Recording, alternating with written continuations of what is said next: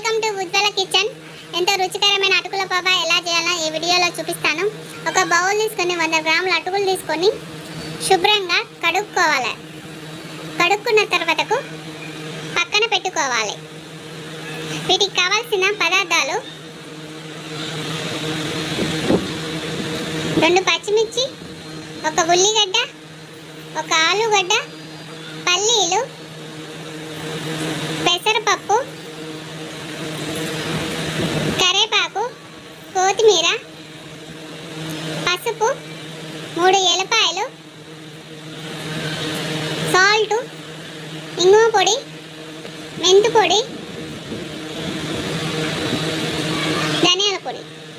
ఒక ప్యాన్ తీసుకొని స్టవ్ మీద పెట్టుకొని ఒక పావు నూనె పోసుకొని చిటికెడు జీలకర్ర, చిటికెడు ఆవాలు, పల్లీలు, 3 ఎల్లిపాయలు, 2 పచ్చిమిర్చి, కొద్దిగా కరివేపాకు, ఇందాక కట్ చేసి పెట్టుకున్న ఆలు ముక్కలు వేసుకొని కలుపుకోవాలి.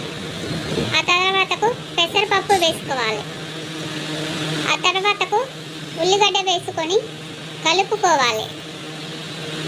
అలా 2 నిమిషాలు వదిలేయాలి. ఆ తర్వాతకు కొత్తిమీర వేసుకోవాలి.